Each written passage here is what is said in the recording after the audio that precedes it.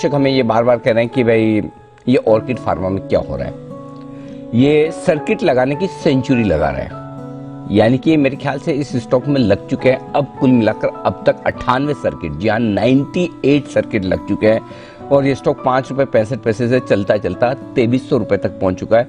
हर रोज fix है इसका 5% बनना।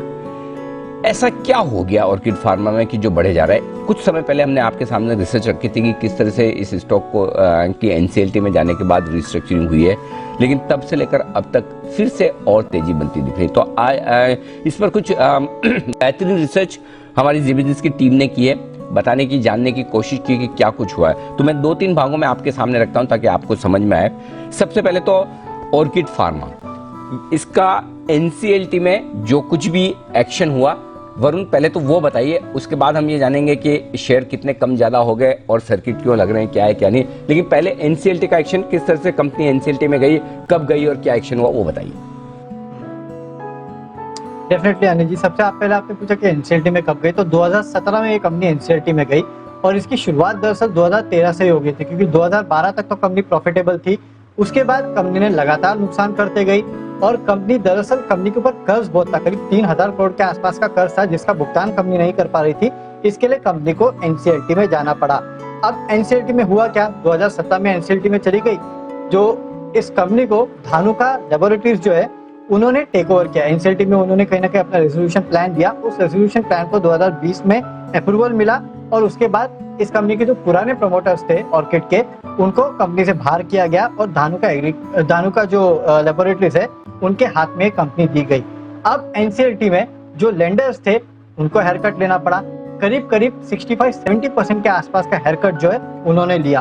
अब ये सब होने के बाद जो नए प्रमोटर है उनको शेयर जारी किए गए और जो लेंडर्स है उनको शेयर जारी किए गए। अब ये इंटरेस्टिंग है कि इसमें कंपनी ने दरअसल कैपिटल रिडक्शन किया है। पहले इस कंपनी के पास करीब 8 करोड़ के आसपास शेयर्स थे, 8 करोड़ 90 लाख शेयर्स। उसमें कैपिटल रिडक्शन किया गया और फेस वैल्यू 10 रुपए की थी। कैपिटल रिडक्शन करके करीब वो जो शेयर बचे वो 4 लाख शेयर्स के आसपास बचे और फिर वो 4 लाख शेयर जो है उनकी फेस वैल्यू 10 रुपए की रह गई। तो यानी 99.5% के आसपास कैपिटल रिडक्शन किया गया और धानुका लैबोरेटरीज को नए शेयर जारी किए गए करीब 4.08 करोड़। इसके अलावा लेंडर्स को भी करीब 4 लाख शेयर्स के आसपास जारी किए गए। अब जो कैपिटल रिडक्शन किया गया 99.5%, यानी कि एज अ रिटेल इन्वेस्टर आपके पास शेयर थे, तो अगर आपके पास 218 शेयर थे तो आपको 1 शेयर मिला।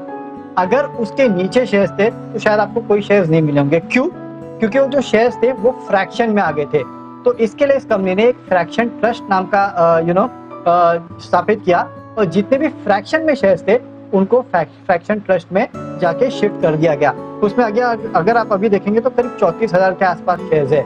हालांकि फ्रैक्शन शेयर्स को इन्होंने एक डिस्क्लोजर दिया था, उसमें कहा था कि हम कभी भी शेयर्स को बेच सकते हैं। क्या करेंगे इसका, रिटेल इन्वेस्टर्स को वापस देंगे या क्या करने वाले, उसके बारे में कुछ कहा नहीं गया। लेकिन अभी भी अगर आप शेयर होल्डिंग जाके देखेंगे तो वो फ्रैक्शन शेयर जो है वहाँ पड़े हुए हैं। और जो मैं कह रहा हूँ कि 4 करोड़ शेयर जो धानुका को दिए गए, लेंडर्स को दिए गए, ये सारे लॉक इन शेयर्स है। ये लोग इस शेयर्स को बेच नहीं सकते, तो ये दूसरी बड़ी दिक्कत की बात है। तो ये पूरा एनसीएलटी का प्रोसीजर था जो इस कंपनी ने फॉलो किया।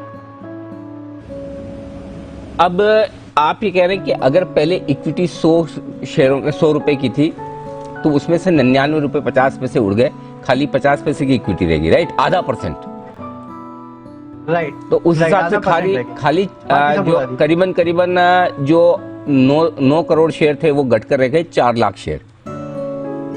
बाकी सारी की सारी इक्विटी हो गई, केवल 4 लाख शेयर। हाँ। केवल 4 लाख शेयर रह गए रिटेल के पास और 4 लाख शेयर गए लेंडर के पास। 8 लाख शेयर, 8 लाख शेयर के बाद 4 करोड़ शेयर नए प्रमोटर धानुका लैब को हो गए। तो बचे कुल टोटल हो गए अब आपके 4 करोड़ 8 लाख। मैं कैलकुलेशन बता रहा हूँ, 4 करोड़ 8 लाख शेयर हो गए आपके, जो आपकी टोटल इक्विटी होगी 8 लाख। अब प्रमोटर की और लेंडर की इक्विटी है आपकी, सुनिए, प्रमोटर और लेंडर की इक्विटी है आपकी लॉक इन पीरियड में, यानी कि वो बेच नहीं सकते। उनका जो भी समय होगा, 1 साल या जो भी हो समय, मुझे एग्जैक्टली नहीं पता कितना समय होगा। तो अगर 4 करोड़ 8 लाख शेयर करीबन टोटल इक्विटी है, उसमें से 4 करोड़ 4 लाख शेयर के आसपास के तो आपके लॉक इन में है। तो बचे कितने? मुश्किल से 4 या 5 लाख शेयर ऐसे हैं जो आपके लिए ट्रेडिंग के लिए अवेलेबल है। अब 4-5 लाख शेयर ही ट्रेडिंग के लिए अवेलेबल है और ऑन एन एवरेज 2500-2700 शेयरों का रोज वॉल्यूम होता है, एवरेज वॉल्यूम, और उसमें वही कुछ लोग होंगे 4-5 लाख शेयरों वाले जिनके पास हैं, वही आपस में सर्किट पर सर्किट लगा रहे हैं, क्योंकि बाकी कहीं से सप्लाई आ नहीं सकती। तो ये पूरा का पूरा खेल है ऑर्किड फार्मा का, जिसे अच्छे से समझिए। अब बड़ा सवाल दीप ये माफ कीजिएगा वरुण, ये है कि जिन लोगों के पास 218 से कम शेयर थे उनका क्या हुआ। आप कहने के वो जो फ्रैक्शन वाले शेयर थे उनका एक ट्रस्ट बना दिया और सारे शेयर उसमें ट्रांसफर कर दिए। तो अगर किसी के पास 100 शेयर थे, 50 शेयर थे, तो उसको शेयर मिलेंगे, बाद में पैसे मिलेंगे, क्या हुआ इसके बारे में कुछ क्लैरिटी है या क्लैरिटी मिलना बाकी है? नहीं अनिल जी, इसके बारे में कोई क्लैरिटी नहीं है। मैंने इनका पूरा रेजोल्यूशन प्लान पढ़ा और उसमें कहीं भी लिखा ये नहीं गया है कि इसका करेंगे क्या। हाँ, ये लिखा गया है कि हम इसको बेच सकते हैं, लेकिन ये नहीं लिखा गया कि पैसे किसको देंगे। ओके, तो ये सारे शेयर, और उसमें कितने शेयर ट्रांसफर हुए ट्रस्ट में? 34,234। 34,234। ओके, तो वो भी 34,000 शेयर बस? हाँ बस 34,000, क्योंकि अनिल जी कैपिटल रिडक्शन हो गया तो वो भी 99.5% गया। तो अगर फ्रैक्शन ऑफ शेयर्स थे वो काफी कम थे। हाँ, तो जितनी तेजी ऑर्किड फार्मा में हो रही है, लेकिन उसका फायदा रिटेल शेयर होल्डर्स को बिल्कुल भी नहीं है, क्योंकि एनसीएलटी ने जिस तरह का प्लान अप्रूव किया है उसमें 218 से ऊपर के अगर आपके पास शेयर हैं, हर एक 218 शेयरों पर नया आपको एक शेयर एक तरह से आपके पास रह गया। तो 218 से नीचे वाले जिनके शेयर हैं उनके तो सारे के सारे शेयर उड़ भी गए। तो अगर स्टॉक अब यहाँ से लगभग 100 गुना भी हो जाए तब भी आपकी बाइंग प्राइस आएगी, ये मानकर चलें, क्योंकि आपके 99.5 शेयर तो उड़ ही गए। तो इसलिए ऐसा ना समझें कि सर्किट लगा रहा है यानी कि सब लोग बड़े पैसे कमा रहे हैं। अगर वाकई में बड़े पैसे, बड़ी वेल्थ किसी के लिए बन रही है शेयर के दाम बढ़ने की वजह से, तो वो नए प्रमोटर किए जिनको बड़ा अलॉटमेंट मिला है। 98% शेयर उन्हीं के पास में, लेकिन वो भी फिलहाल लॉक इन पीरियड में। तो देखते हैं हम लॉक इन पीरियड होने के बाद क्या कुछ होगा, देखते हैं क्या कुछ होगा। लेकिन ये है बड़ी इंटरेस्टिंग स्टोरी ऑर्किड फार्मा को लेकर। चोपड़ा साहब कोई टिप्पणी करना चाहेंगे? देखिए अनिल जी, बहुत अच्छे डील इन्होंने क्रैक किया है धानुका ग्रुप ने, और टिप्पणी क्या करी जाए, मतलब इसमें 100 सर्किट ऑलरेडी लग चुके हैं। कुछ हद तक मुझे रुचि सोया जैसा केस लग रहा है जो पतंजलि ने टेक ओवर किया था, और नो डाउट जो नए प्रमोटर्स थे उनको ज़बरदस्त फायदा हुआ। मगर ये देखिए, ये ज़रूरी होता है रिटेल निवेशकों के लिए कि अपने स्टॉप लॉसेस रखें। इससे बहुत बड़ी सीख मिलती है कि कभी स्टॉक में गिरावट आती है या कोई नेगेटिव न्यूज़ फ्लो होता है तो निकल जाए, क्योंकि कितनी बार ऐसा होता है लोग इस आशा में बैठे रहते हैं कि मेरे पैसे शायद कभी ना कभी वापस मिल जाएंगे, और वो बैठे रहते हैं। तो बेहतर होता है कि आप अपना प्रॉफिट और लॉस दोनों बुक करें। अंग्रेजी में कहावत कही जाती है मार्केट के लिए अनिल जी की, book the loss before the loss books you.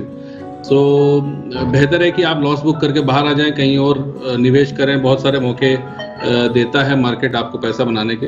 तो निश्चित रूप से दुख होता है जब रिटेल इन्वेस्टर्स का पैसा नहीं बनता और उनको कहीं ना कहीं नुकसान होता है। मगर हाँ, प्रमोटर्स के लिए बहुत अच्छा है। धानुका एग्रीटेक वैसे अपने आप में ही बहुत अच्छी कंपनी है, बहुत अच्छा स्टॉक है, और लॉन्ग टर्म इन्वेस्टर्स के लिए एक पोर्टफोलियो स्टॉक है। तो ये एक it would be another feather in the cap for them. So promoters के लिए निश्चित रूप से अच्छा है सर।